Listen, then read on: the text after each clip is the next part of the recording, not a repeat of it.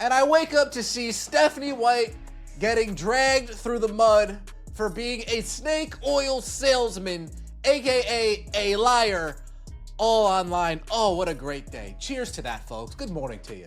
Good morning to you. That's how a Monday morning starts when you're an Indiana Fever fan in 2026. Stephanie White trending online for all the wrong reasons. The head coach of a championship contender getting dragged across every basketball corner of the internet because of one quote in one podcast appearance. And once you hear what she actually said about Caitlin Clark and Aaliyah Boston, you'll understand why the fan base is melting down before the season has barely started.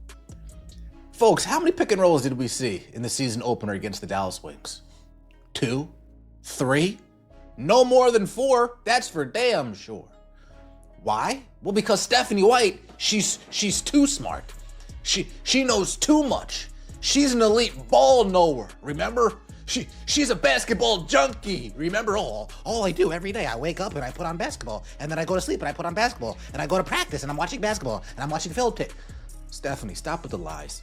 2 to 3 pick and rolls in a season opener against the Dallas Wings, with the most lethal two-player action the league saw all of last year.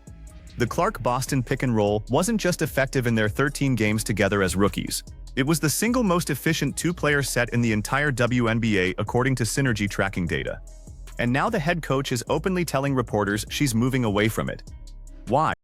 Because in her words, teams are expecting it. Stephanie White talked to Renee Montgomery because that's all this organization does. They like talking to people, platforming people, going on platforms of people who just trash this fan base, who just trash this team. That's what this Indiana Fever franchise does best. So she goes on, she talks to Renee Montgomery. They not like us, they not like us. And she says, oh, well, teams are expecting the pick and roll. We gotta change, we can't do the same thing over and over again. I mean, y'all have only done 13 games together last year, so you don't really establish anything.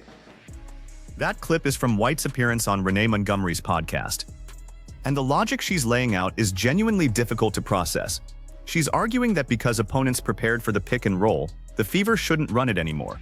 But the entire history of basketball runs counter to that idea. Every team in the league knew exactly what Stockton and Malone were going to do for 15 straight years. They ran it anyway. They got to 2 finals doing it. Preparation and prevention are not the same thing. In creating space for C and AB to do what they do in the two-man game, you probably aren't going to see it necessarily on the first side of the floor anymore. Everybody's game plan is ready for that. I think playing through AB as a... What the hell did you just say? What did you just say? You were probably never going to see it again. You probably aren't going to see it necessarily on the first side of the floor anymore. Everybody's game plan is ready for that. I think playing through AB as a hub and inverting some of those actions. I mean, she showed last year that she can be a point forward, so to speak. I mean, she handled a lot of our ball handling duties with Caitlin off the floor. We want to play through her. We want those two to be able to play off of one another, but we also got to create space for Kelsey Mitchell. I mean, listen to what she actually said in her introductory press conference back in October 2025. Aaliyah Boston as the hub. Inverted actions, playing through Kelsey Mitchell to create space. Notice what's missing from that entire breakdown. Caitlin Clark's name barely registers as anything other than a complimentary piece. The 2024 Rookie of the Year, the player who broke every viewership record the league has, the reason national TV ratings jumped 170% year over year, functioning as a spacer. Please, folks, I know we say this, she might think that Kelsey Mitchell's the best player on this team. She thinks that Aaliyah Boston is the second best player on this team. Let's not get it misconstrued here. She thinks Kelsey's number 1, AB's number 2, and CC's number 3. This woman is on drugs. She doesn't want to run the two-man game with her and AB, with CC and AB, because teams are prepared for it. Stephanie, teams are prepared for a lot of things. It's up to you to be good enough to do what you do. This is where the analysis stops being about scheme and starts being about identity. When the best version of your team involves your 2 all-stars running an action no one in the league has been able to consistently defend, you don't abandon it. You build a counter for when teams take it away. That's how Eric Spoelstra coached Wade and LeBron. That's how Steve Kerr coached Curry and Green. The high screen action stays as your A option, and you develop tertiary reads off of it. You don't shelf your best play because the scouting report says it's good. Doesn't necessarily mean that you need to go in a completely different direction. Oh. This is what I do best, and it's up to you to stop it. This is what I do best, and it's up to you to stop it. She needs a drug test. Straight up. She needs a drug. People knew what Stockton and Malone were going to do. Pick and roll, pick and roll. She needs a drug test. She needs to get tested.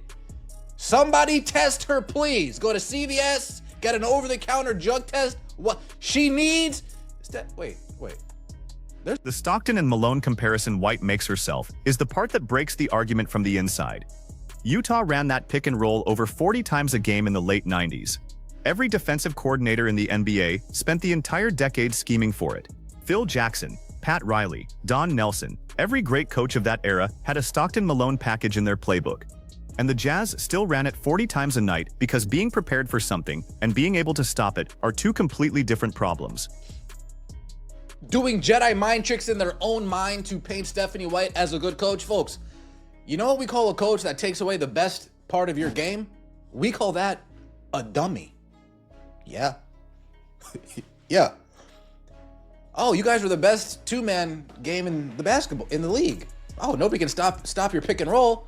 We're going to go away from that. We don't call that a great coach. We call that a dummy. Here's the part of this that's getting lost in the noise. Coaches who take away the best part of a player's game don't last.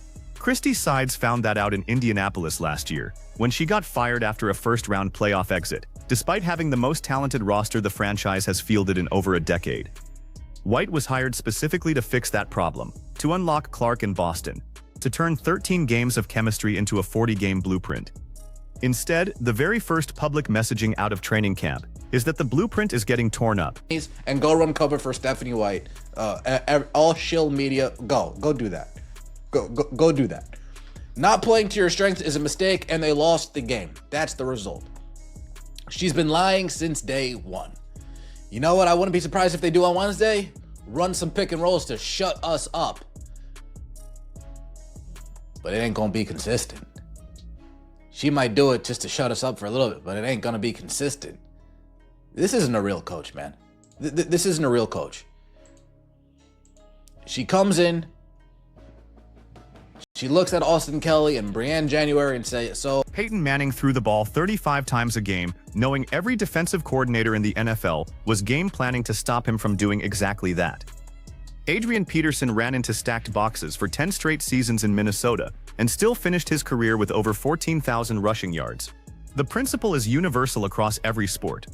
When you have elite-level execution, the opposition's awareness becomes irrelevant. You force them to be perfect, and elite players make even perfect defenses pay. The Clark-Boston combination produced an effective field goal percentage above 60% on possessions that ended with their pick-and-roll last season. That's not a system you replace. That's a system you protect. A-fucking-P. No, we know they're going to run the ball here. Let's stack the box. 9 in the box. Safety, come down. And you know what that did? Not a damn thing. Because that's A-fucking-P. This woman's brain dead. Let me know your thoughts in the comment section below. Like the video, hype the video, and subscribe to the channel. I'd appreciate it. See you next. So let's talk about where this actually leaves the Indiana Fever heading into a season with championship expectations on paper. The roster White inherited is loaded. Caitlin Clark, coming off an all-star rookie campaign where she averaged 19.2 points and 8.4 assists, despite playing alongside one of the worst offensive infrastructures in the league. Aaliyah Boston, the 2023 Rookie of the Year, a top 5 defensive player in the WNBA, and one of the most efficient post scorers on the planet. Kelsey Mitchell, a borderline all-star wing who can manufacture her own shot. DeWanna Bonner brought in for veteran shooting. Sophie Cunningham for grit and floor spacing. This team was built specifically to play through Clark-Boston actions, with high-quality role players surrounding them. And in the season opener against Dallas, that 2-player game showed up 2 or 3 times, in 40 minutes of basketball, against a team that finished last in defensive rating last season. 2 or 3 reps of the action that defined this franchise's offensive identity. That's not a tactical adjustment. That's a philosophical surrender before the first possession of the season has been played. The Renee Montgomery podcast quote is the part that should make every Fever fan nervous. Because what White is describing isn't basketball strategy, it's basketball insecurity. She's openly admitting that opposing scouting reports are dictating her decisions before her own players have a chance to execute. She's letting Kurt Miller and Sandy Brondello and Becky Hammon write her playbook through fear of being predictable. That's not high-level coaching. That's deferring to the room. Compare this to how Cheryl Reeve operates in Minnesota. Every team in the league knows Nafisa Collier is getting the ball on the elbow in late-game situations. They game plan for it for 48 minutes. Collier still scored 38 in Game 4 of the finals, because Reeve doesn't apologize for her best player's best action. She doubles down on it. That's the standard. That's the difference between a coach who trusts her system and a coach who lets external pressure dictate internal decisions. And the bigger issue underneath all of this is the messaging vacuum. White's introductory press conference in October laid out a vision built around the Clark-Boston pick and roll as a foundational concept. 6 months later, she's on a podcast walking that vision back in real time. That's not evolution, that's contradiction. And contradiction at the head coaching position trickles down to the locker room faster than anything else in professional sports.